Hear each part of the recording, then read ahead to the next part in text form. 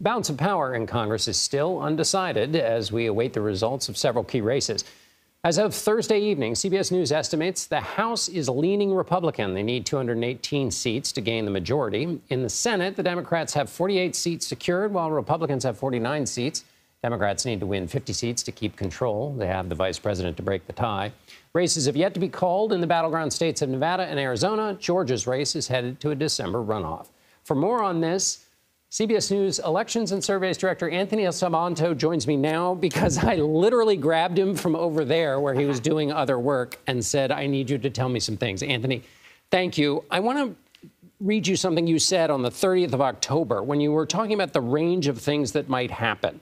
And you said that the Democrats have a chance to either hang on or it might come right down to the wire. And you said the answer to that kind of a result, essentially the result we're watching right now, starts with the possibility that they get bigger turnout from younger voters if voters show up the way they did, say, in 2018.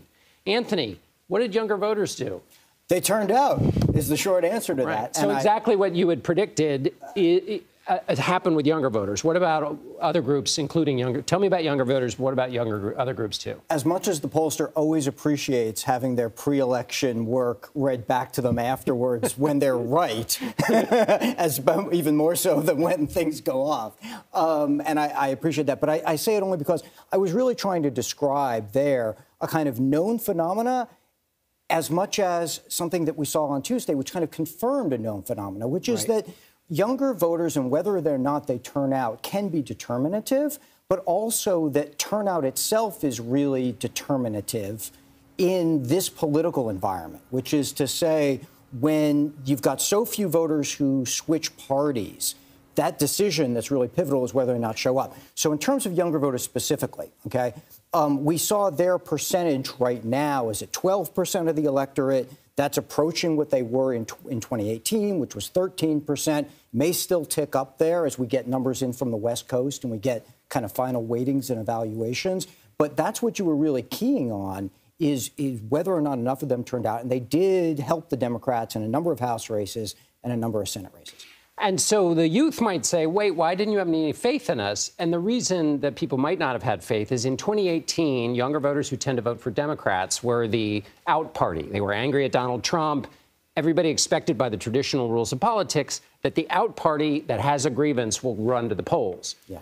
The same conventional wisdom was that if they're the in party, which is to say the Democrats are in power, they might not turn out as much. Turns out the conventional wisdom was wrong, but you had again suggested if they did turn out, it would be close. That's happened. What about any other constituency groups that interest you in terms of the results?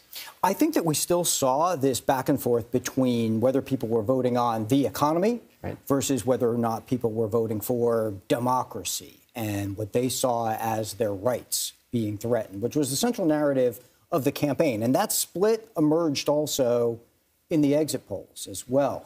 But I think the other question here is, how much can we rely on what you call the fundamentals model, which is to say, people said, OK, well, if the economy's bad, then surely the out party is going to have this advantage. Some people thought this massive advantage, and they come by that honestly. When we say the fundamentals model, what we're really talking about is what we've observed in election after election where that has happened. But the mechanics of that may have shifted, which is to say, if you look at, say, the late 20th century, even earlier into this one, you imagine, is there a core of voters that looks around, says, well, the economy's bad, things aren't so good, and therefore switch parties or from previous voting patterns? What we see now is this real stability in voting patterns. We see almost everybody who voted for Biden voting Democrats, voted for Trump voting Republicans.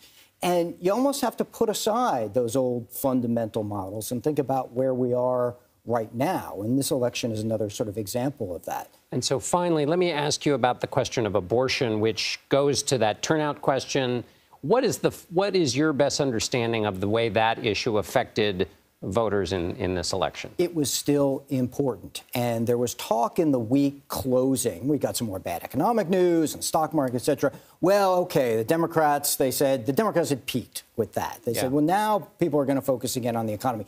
But it still turned out to be important. It was a close second on the exit polls list behind inflation and the economy in terms of voters. The other thing is it motivated a lot of Democrats. And even in our segment, the restoring Roe voters that we had talked about, the women who were really motivated by that issue, their number for Democrats went even higher in our own CBS polling, which had been at 81% of them voting for Democrats, up to 89% who voted for Democrats. And what that told me was Democratic messaging was getting to them, that they not only thought the issue was important, but that the Democrats were the party to vote for if they thought that issue was important. And that, you know, if you don't follow politics every day, you can imagine that takes a couple of tries to get through to a larger number, and maybe it did.